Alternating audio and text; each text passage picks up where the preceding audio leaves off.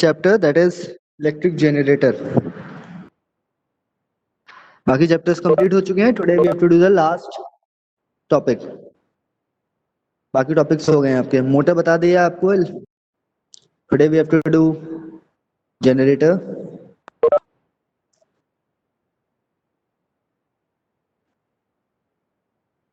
And आपके course में जो था वो था DC motor and AC generator.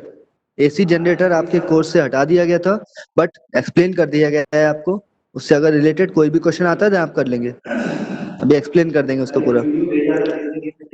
Wait करिएगा 2 मिनट. Let more people connect, then we will start.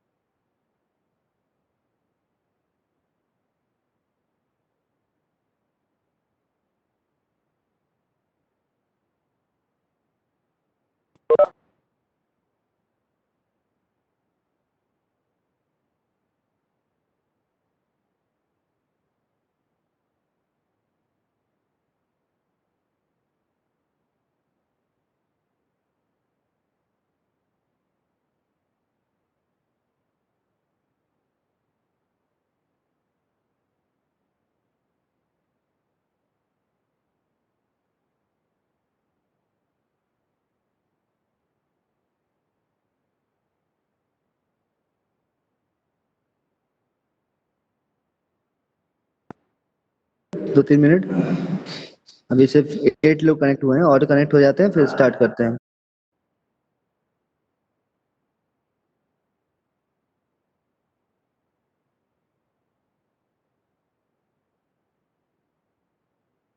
EMF का फुल फॉर्म क्या होता है?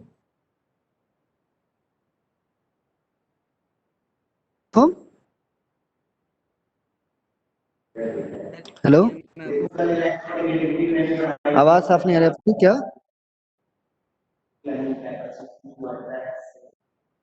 हेलो. ओके. ईएमएफ का फुल फॉर्म होता है electromotive force. Electromotive force, that is the full form of EMF. ELECTROMOT,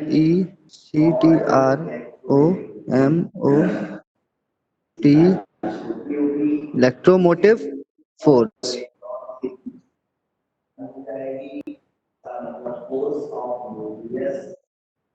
जो आप पढ़ते हैं EMF,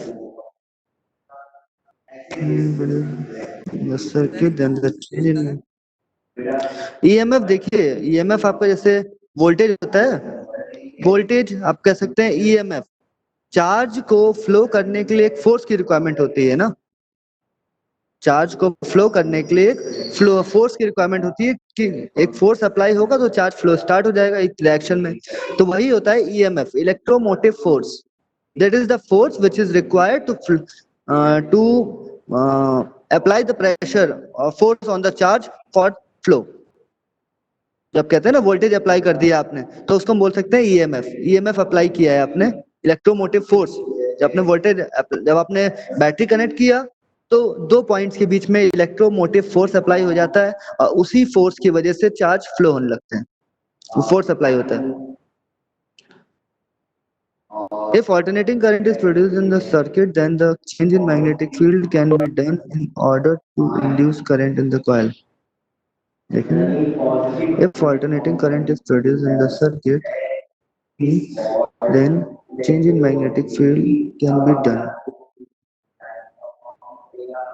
in order to induce current in the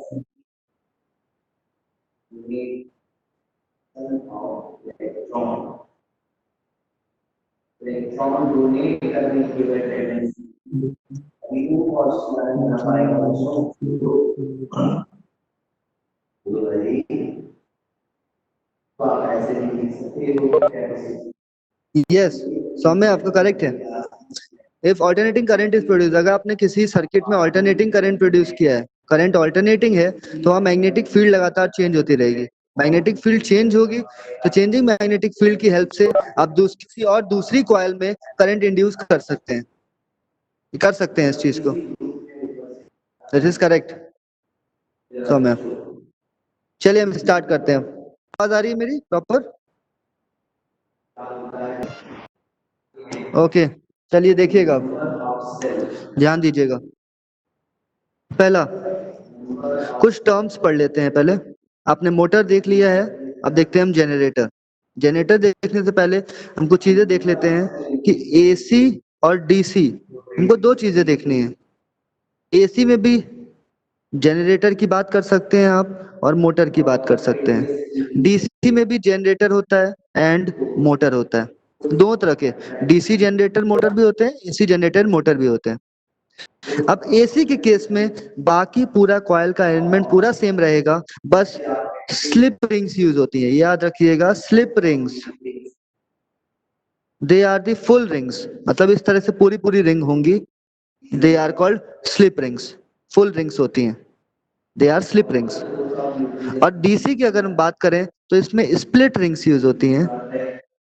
split rings ये मैंने आपको उसमें भी बताया था वीडियो में भी कि डीसी के केस में हम लोग स्प्लिट रिंग यूज करते हैं और एसी के केस में स्लिप रिंग यूज करते हैं। जनरेटर हो मोटर हो उससे कोई फर्क नहीं पड़ता है। स्प्लिट रिंग इस तरीके की होती है, half from this side and half from this side, this is split rings. And जो मैंने दो ड्रॉ किए हैं they are the slip rings. Clear है?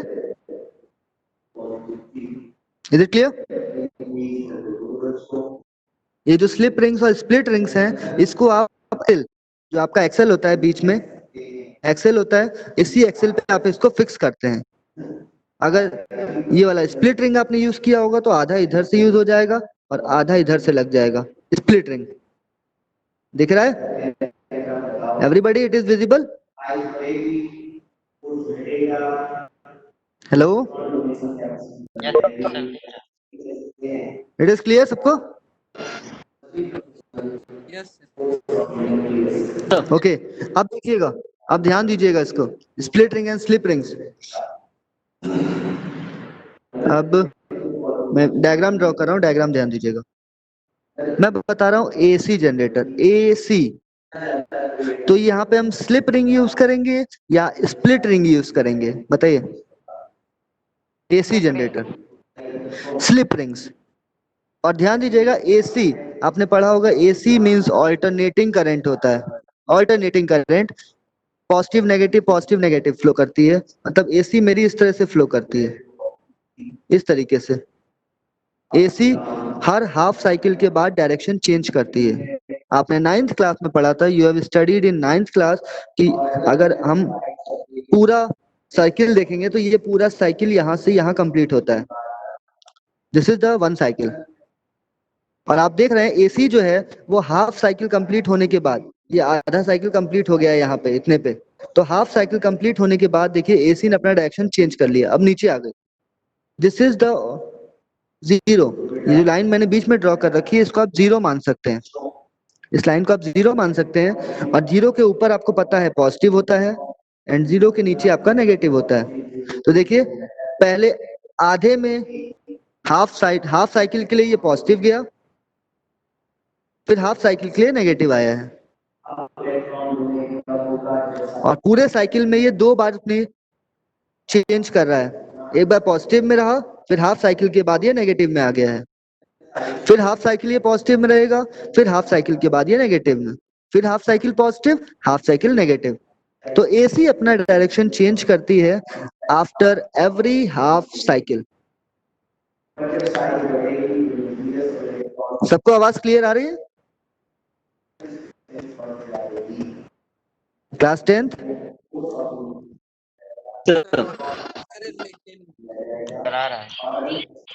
ओके देन दिव्यांशु आपका नेटवर्क प्रॉब्लम है, देखिए उसको। तो यहां से याद रखिएगा कि एसी जो होती है, ऑल्टरनेटिंग करंट जो होती है, वो एवरी हाफ साइकिल के बाद अपना पाथ चेंज कर लेती है। यहाँ आपने देखा आधा साइकिल पॉजिटिव में है तो आधा साइकिल नेगेटिव में है, फिर आधा साइकिल पॉजिटिव में है फिर आधा नेगेटिव, फिर आधा पॉजिटिव फिर आधा नेगेटिव। मतलब हाफ साइकिल पॉजिटिव में रहता है, हाफ साइकिल नेगेटिव में। अब ये चीज हम अप्लाई करते हैं उधर। अब देखिएगा, ये तो हो गया एसी। अब हम बात करते हैं जनरेटर की। देखते हैं कोई वेटिंग में तो नहीं है, ज्वाइन कर लेते हैं। No one is waiting. और ध्यान से देखिएगा, इस तरीके से मैंने ड्रॉ कर दिया दिस, यहाँ लिया इस तरीके से, और यहाँ लेकर के आया, ये इससे कनेक्ट कर दिया, और इस वाले पार्ट को मैं यहाँ ले गया हूँ, इसको यहाँ कनेक्ट कर दिया है।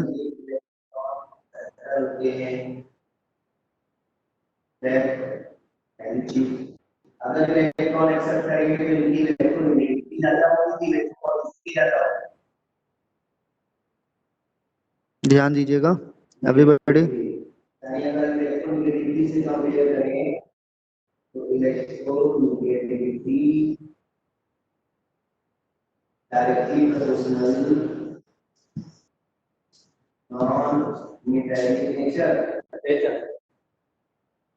सबको दिख रहा है? Hello everybody, it is visible?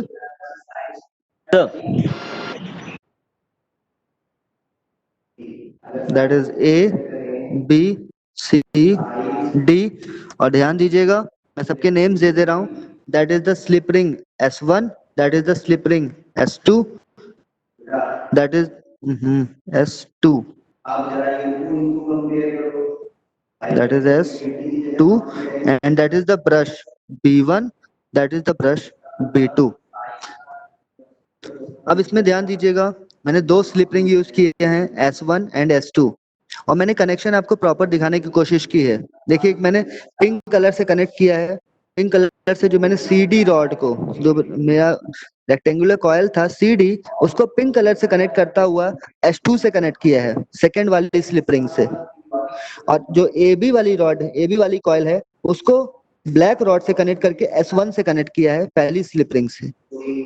और आपको पता है B1 और B2 जो ब्रश होते हैं वो एक्चुअली में कनेक्टेड नहीं होते हैं, वो सिर्फ ऊपर से टच होता है स्लिप रिंग के ऊपर। और नीचे मैंने गैल्वेनोमीटर कनेक्ट कर दिया है, और इस होल सिस्टम को मैंने नॉर्थ और साउथ दो पोल्स के बीच में रख दिया है। इतना सबको दिख रहा है गर्ल्स एंड बॉयज? एवरीबॉडी? देखिए कॉपर ब्रशेस भी आप यूज कर सकते हैं, बट कॉपर ब्रशेस के केस में आपका क्या होगा, स्लिप रिंग भी एक तरीके से मेटल का बना हुआ है, एंड कॉपर ब्रशेस भी आपके मेटल्स के बने हुए हैं, तो स्पार्किंग हो सकती है मेन। कॉपर ब्रशेस भी आप यूज कर सकते हैं, कंडक्टर्स हैं। बट जो कार्बन ब्रशेस हम यूज करते हैं, तो आपको पता है ग्रेफाइट और कार्बन को हम एज अ लुब्रिकेंट भी यूज करते हैं, एज अ लुब्रिकेंट भी यूज होता है। इसीलिए हम यहाँ पे कार्बन ब्रशेस यूज करते हैं कि वो पार्ट उसके ऊपर जो स्लिप रिंग है, स्लिप रिंग के ऊपर जो ब्रशेस होंगे वो घूम सकते हैं, मूव कर सकते हैं, तो एज अ लुब्रिकेशन का भी काम करेंगे, लुब्रिकेट करते रहेंगे उसको। और जहां भी मोशन वाला पार्ट है, मशीन है ये, अगर हम मोशन वाले पार्ट्स हैं तो मोशन वाले पार्ट्स में लुब्रिकेशन प्रॉपर होना चाहिए। तो आपको पता है स्लिप रिंग के ऊपर ब्रश मूव करते रहते हैं हमेशा, तो यहाँ मूविंग पार्ट्स हैं, तो यहाँ पे लुब्रिकेशन मांगता है, इसलिए हम क्या करते हैं, कार्बन ब्रशेस यूज करते हैं मेनली। क्लियर है महेश, महिमा? Why we are using carbon brushes? Copper brushes हम प्रेफर इसलिए नहीं करते हैं क्योंकि जितने भी आपके मशीन के मूविंग पार्ट्स होते हैं, तो मूविंग पार्ट्स के लिए लुब्रिकेशन बहुत रिक्वायरमेंट होता है, तो कार्बन एज अ लुब्रिकेशन का भी काम करता है यहाँ पे ग्रेफाइट, इसलिए हम कार्बन ब्रशेस को यूज करते हैं। ओके, अब देखते हैं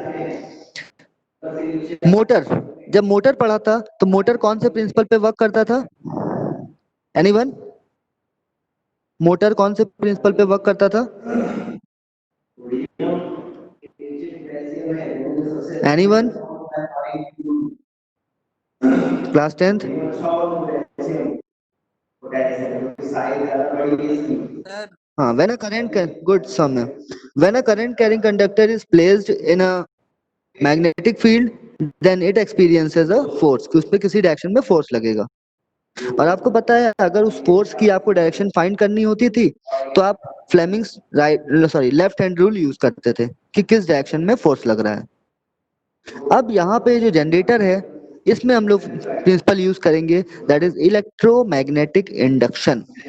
electromagnetic induction, that is when a conductor is rotated, या कंडक्टर को अगर हम मैग्नेटिक फील्ड में मूव करेंगे, if conductor is moved in a magnetic field, then thumb को क्या बताओ, क्या थंब क्या था आपका उसमें? फोर्स। बिकॉज वहां फोर्स इसलिए बोलते थे क्योंकि जब आपने मोटर को करंट सप्लाई दिया, स्विच ऑन कर दिया, तो कॉइल में फोर्स अपने आप अप्लाई हो जाता है, कॉइल में फोर्स लग जाता है, तो वहां पे हम फोर्स बोलते हैं। लेकिन जनरेटर के केस में आपको जनरेटर ऑपरेट खुद से करना पड़ता है, आप खुद घुमाते हैं उसको। तो यहाँ जो थंब होगा वो हो जाएगा मूवमेंट ऑफ द कॉइल। यहाँ फोर्स खुद से पहले से अप्लाई नहीं हो रहा है, यहाँ आपने मूव किया है, इसलिए किस डायरेक्शन में आप कॉइल को मूव कर रहे हैं वो डायरेक्शन बताएगा thumb, that is the movement of coil, movement. Four finger को आपने क्या बताया था? मैग्नीट्यूड। Magnetic field. तो मैग्नेटिक फील्ड यहाँ पे भी है, मैग्नेटिक फील्ड वहां पे भी है, तो फोर फिंगर कोई चेंज नहीं होगा, मैग्नेटिक फील्ड ही रहेगा। सेकेंड फिंगर क्या था? Finger as a current. As a current. But या वहां पे करंट आप सप्लाई करते थे तो वहां करंट हो जाता था, यहाँ पे करंट जनरेट करके आपको मिल रहा है, तो ये हो जाएगा इंड्यूस्ड करंट। मैं कुछ लिख रहा हूं उसको देखिएगा, यहाँ पे जो थंब है ये हो जाएगा मूवमेंट। किस डायरेक्शन में कॉइल मूव कर रहा है वो डायरेक्शन थंब का होगा, मूवमेंट। आप मूव करेंगे। अगर मैं फोर फिंगर की बात करता हूं तो ये तो मैग्नेटिक फील्ड यही रहेगा। अगर मैं सेकेंड फिंगर की बात करता हूं तो इसको हम बोल सकते हैं इंड्यूस्ड करंट। ये पॉइंट क्लियर सबको? बाकी सब चीज वैसे ही, जैसे आप अपने लेफ्ट हैंड को प्रॉपर शेप देते थे, उसी तरीके से राइट हैंड को भी प्रॉपर शेप देना है, and all the finger should be mutually perpendicular to each other. उसी तरीके से थंब जो होगा वो मूवमेंट हो जाएगा, फोर फिंगर जो हो जाएगा वो मैग्नेटिक फील्ड, और सेकंड फिंगर जो हो जाएगा वो इंड्यूस करंट हो जाएगा। बस थोड़ा सा नेम चेंज हो गया है, बाकी सब चीज वही है। क्लियर है सबको इतना?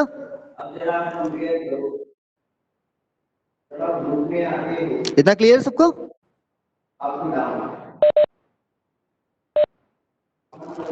एनी कंफ्यूजन किसी को? गर्ल्स, आपकी आवाज मुझे नहीं आ रही किसी की भी। Girls and boys, it is clear? Sir हाँ सर हमने जितना भी लॉ पढ़ा है उसमें कोई भी हाँ। मैग्नीट्यूड फाइंड करने के लिए नहीं रहता ना? क्या चीज? फिर से बोलिए। सर कोई भी लॉ हम लोग के एनसीईआरटी में मैग्नीट्यूड फाइंड करने के लिए नहीं है ना? देखिए अभी अभी आप लोग को मैग्नीट्यूड नहीं फाइंड करना है। मैग्नीट्यूड फाइंड करने के लिए बहुत सारे फॉर्मूले होते हैं, B equals to I B L sine theta, V B L sine theta, वो आपको 12th में पढ़ना है, वो आपको अभी 10th क्लास में नहीं पढ़ना है। 10th क्लास में मैग्नेटिक फील्ड जो चैप्टर है आपका, magnetic effect of electric current, इसमें सिर्फ आपको कॉन्सेप्ट्स पढ़ने हैं, आपको न्यूमेरिकल्स नहीं है इसमें। ओके वैसे तो बहुत सारे न्यूमेरिकल्स हैं कि आप किसी भी रॉड को मैग्नेटिक फील्ड में रख देंगे तो उसमें कितना फोर्स लगेगा, तो फोर्स लगेगा F equals to I B L sine theta, तो वो सब आप लोग को नहीं पढ़ने हैं। Okay only concepts, here only for concepts. चलिए अब बताइए, ये पॉइंट क्लियर सबको इतना? सबको क्लियर है? Hello yes. हेलो। ओके चलिए अब मैं इसको हटा दे रहा हूँ यहाँ से, इसको यहाँ से रिमूव कर दे रहा हूँ, मेरे पास डायग्राम है, इसको यहाँ से रिमूव कर दे रहा हूँ।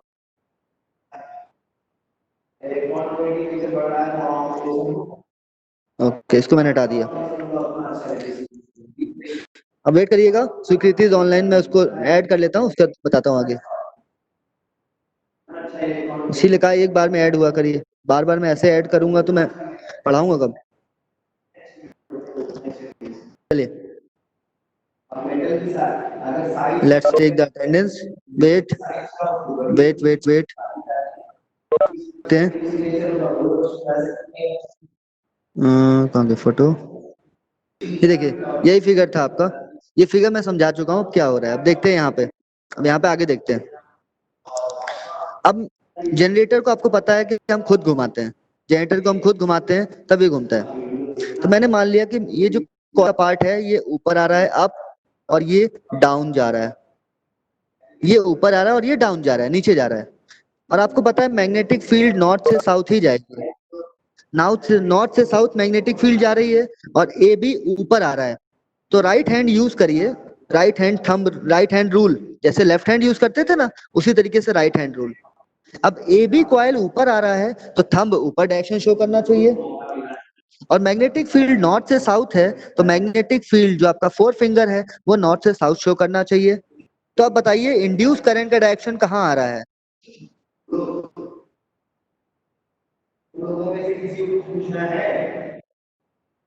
आप ही चेक करके बताइए राइट हैंड की हेल्प से। याद रखिएगा जनरेटर के केस में हम राइट हैंड रूल यूज करते हैं।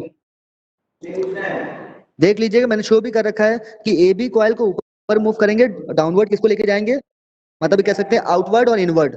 आउटवर्ड ए बी आएगा, डाउनवर्ड सी डी जा रहा है। मैग्नेटिक फील्ड नॉर्थ से साउथ है, तो आप बताइए थंब का डायरेक्शन कहाँ पे आ रहा है, सॉरी इंड्यूस करंट का डायरेक्शन कैसे आ रहा है?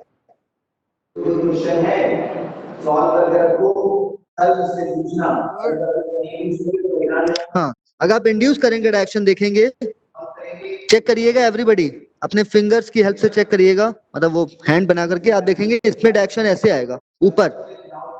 और सेम अगर हम राइट हैंड रूल इस पे अप्लाई कर दें सीडी पे, जो नीचे मूव हो रहा है इनवर्ट जा रहा है, तो मेरा थंब हो जाएगा नीचे की तरफ, मैग्नेटिक फील्ड नॉर्थ से साउथ, तो आप इसमें देखेंगे करंट ऐसे आ जाएगा।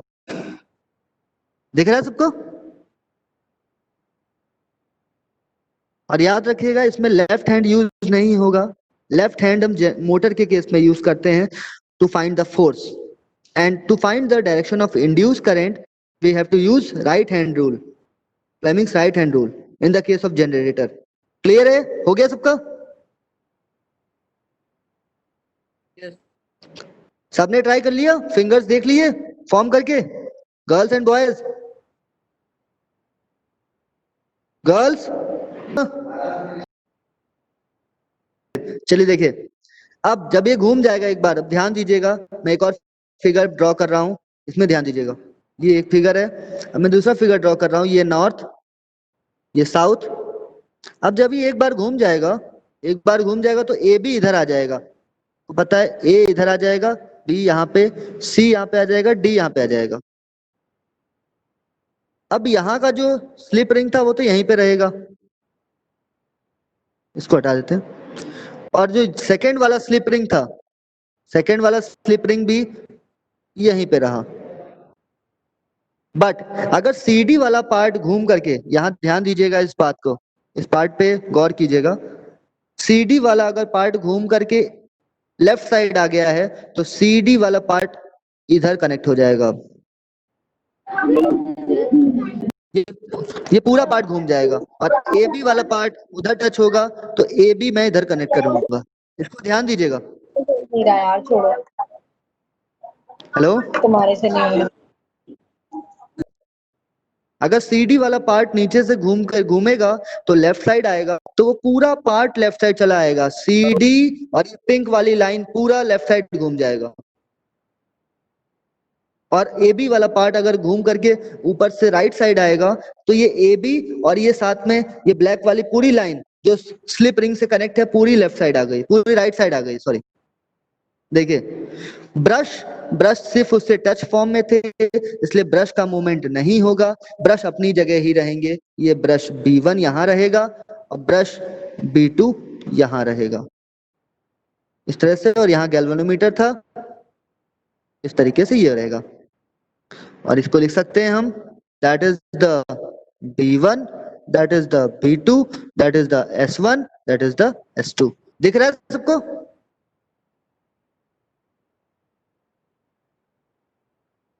मैंने कनेक्शन थोड़ा सा चेंज किया है, देखिए जब एक बार हाफ रोटेशन कंप्लीट कर लेगा तो पूरा कनेक्शन घूम जाएगा दूसरी तरफ। दिख रहा है कि नहीं? Boys and girls please respond. Yes sir. अब देखिएगा यहाँ पे वैभव, विशाल, महिमा, महेश, एवरीबॉडी प्लीज रिस्पॉन्स किया करिए।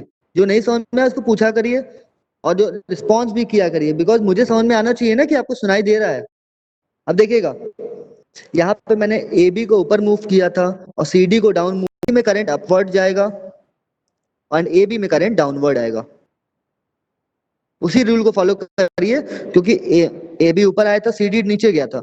जिस तरह से आपने घुमाया था उसी तरह से दोबारा घुमा दीजिए, तो सी डी ऊपर आएगा, ए बी नीचे जाएगा। तो सी डी अगर ऊपर आएगा तो according to the right hand rule, movement अगर ऊपर की तरफ हो रहा है, magnetic field north to south है, तो जो करंट का इंड्यूस करंट का डायरेक्शन है वो अपवर्ड है और ए बी में डाउनवर्ड है। ये तो हो गया मेरा जनरेटर। अब मैंने कहा था ये एसी जनरेटर है। देखिए करंट इंड्यूस हो रहा है, आपको दिख रहा है कि करंट दोनों में इंड्यूस हो रहा है, दोनों में करंट जनरेट हो रहा है घुमाने पे। अब मैंने कहा था ये एसी जनरेटर है, तो एसी जनरेटर में कैसे प्रूफ करूंगा इसको ध्यान से देखिएगा। मैं कैसे इसको प्रूफ करता हूं कि ये एसी जनरेटर है। इतना स्पेस मैं लूंगा यहाँ पे। ये एसी जनरेटर में कैसे प्रूफ करता हूं,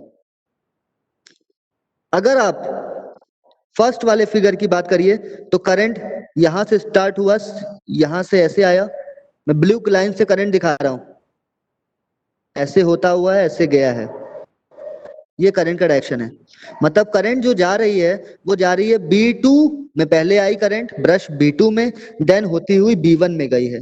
मतलब यहाँ जो करंट है वो B2 टू B1 है। दिख रहा है सबको? फर्स्ट वाले फिगर में जो करंट जनरेट हो रही है, देखिए सीडी से नीचे करंट आ रही है, पहले ब्रश B2 में आई, ब्रश B2 से होती हुई करंट ब्रश B1 में गई है। तो यहाँ जो करंट है वो B2 से B1 जा रही है। अगर हम दूसरे फिगर की बात करें, सेकंड फिगर में देखें तो यहां से करंट नीचे आ रही है। अब यहां ध्यान दीजिएगा, जो स्लिप रिंग, पहला वाला स्लिप रिंग है वो किस ब्रश से कनेक्ट है? पहला वाला स्लिप रिंग जो है S1 वो किस ब्रश से कनेक्ट है, B1 या B2? B2। देखिए फिगर देखिए, जो S1 है जो मैं अंडरलाइन किया है वो कौन से ब्रश से कनेक्टेड है? B1 ब्रश से कनेक्ट है। मतलब यहां से S1 में आएगी करंट, उसके बाद S1 जो स्लिप रिंग है वो B1 से कनेक्ट है, मतलब स्लिप रिंग से होती हुई करंट B1 में चली जाएगी, B1 से करंट होती हुई B2, मतलब B1 to B2 current flow हो रहा है, B1 टू B2। पहले वाले फिगर में जब आपने उसको घुमाना स्टार्ट किया था तो फर्स्ट हाफ में B2 टू B1 करंट जा रहा है, उसके बाद जैसे ही हाफ रोटेशन हो जा रहा है कॉइल का, आप देख रहे हैं करंट का डायरेक्शन चेंज हो जा रहा है, B1 टू B2 हो जा रहा है। फिर आप हाफ रोटेशन कंप्लीट करेंगे, पूरा रोटेशन करके करेंगे, फिर B2 टू B1 करंट हो जाएगा, फिर B1 B2, मतलब हर आधे हाफ रोटेशन के बाद करंट अपना डायरेक्शन चेंज कर ले रहा है, पहले B1 टू B2 फिर B2 टू B1। तो इसलिए हम कह सकते हैं दिस करंट, जो यहाँ करंट जनरेट हो रही है, this is alternating current, this is alternating current. अब इसको समझने की कोशिश करिएगा। समझ में आया? ये किसको नहीं आया अभी समझ में? एनीवन जिसको समझ में नहीं आया अभी? देखिए फर्स्ट आपको बस घुमा देना है उसको, और जब आप कॉइल को रोटेट करेंगे तो हाफ रोटेशन के बाद जहां स्लिप रिंग कनेक्ट है, जहां से स्लिप रिंग का कनेक्शन दिखा रखा है मैंने दोनों कॉइल से, उसको ध्यान दीजिएगा, वो भी घूमेगा साथ में। और ब्रश से जो स्लिप रिंग कनेक्ट है उसका कनेक्शन आप चेंज नहीं करेंगे। अगर B1 ब्रश S1 से कनेक्ट है तो S1 से ही कनेक्ट रहेगा घूमने के बाद भी, और B2 ब्रश अगर S2 से कनेक्ट है तो उसी से कनेक्ट रहेगा घूमने के बाद भी।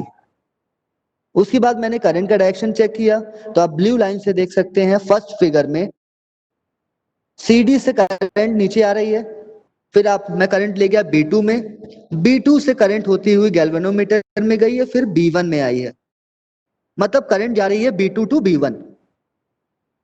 सेकेंड वाले फिगर में देखें तो AB से मैं करंट नीचे लेकर के आया हूं, क्योंकि करंट का डायरेक्शन डाउनवर्ड है, नीचे करंट लेकर के आया हूं S1, पहले वाले स्लिप रिंग में, और पहला वाला स्लिप रिंग B1 से कनेक्ट है, इसलिए इस स्लिप रिंग से होती हुई करंट चली जाएगी B1 में, और B1 से होती हुई गैल्वेनोमीटर से होती हुई B2 में आएगी। मतलब यहाँ पे जो करंट है B1 टू B2 जा रही है, करंट का डायरेक्शन चेंज हो जा रहा है। Any confusion? Sir girls and boys, Mahesh, Mahima, Dhruv, Vishal, Vaibhav, any confusion? Archana, Bhumi? No sir. और देखिए यहाँ पे भी मैं दिखा रहा हूं ना, यहाँ पे शो कर रखा है कि हाफ रोटेशन, आधा रोटेशन होने के बाद करंट अपना डायरेक्शन चेंज कर रही है। वही जब मैंने अभी थोड़ी देर पहले एसी एक्सप्लेन किया था, ऑल्टरनेटिंग करंट, तो वहां पे भी बताया था कि मतलब कि हाफ ऑक्सीलेशन, आपने ऑक्सीलेशन का पूरा साइकिल आपको पता है, तो हाफ जब साइकिल कंप्लीट होता है, हाफ साइकिल कंप्लीट होने के बाद करंट अपना डायरेक्शन चेंज करती है। तो सेम चीज यहाँ पे है, हाफ रोटेशन कंप्लीट होने के बाद करंट अपना डायरेक्शन चेंज कर रही है। यहाँ पे एसी जनरेट हो रहा है, that is the AC generator. मैं डायग्राम हटा दे रहा हूँ इस पेपर से।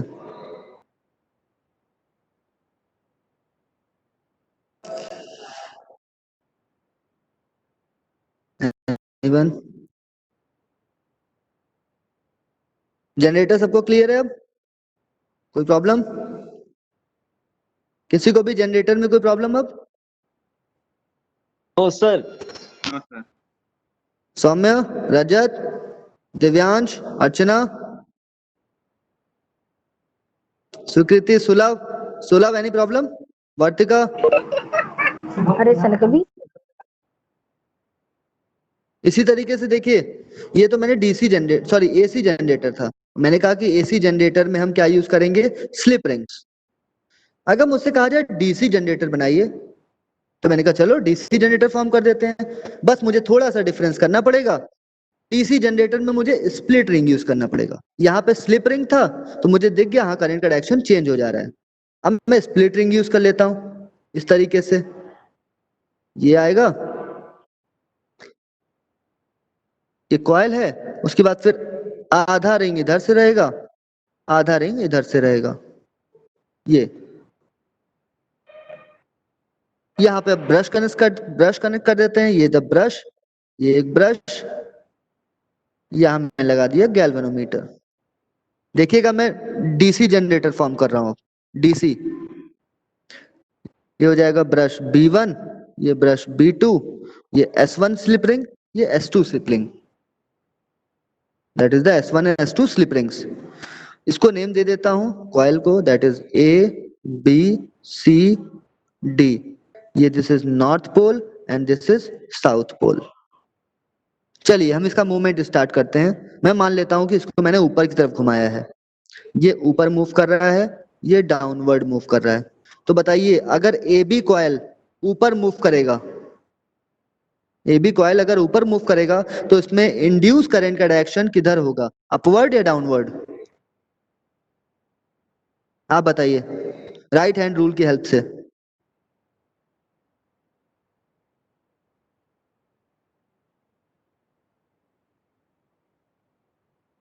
हेलो,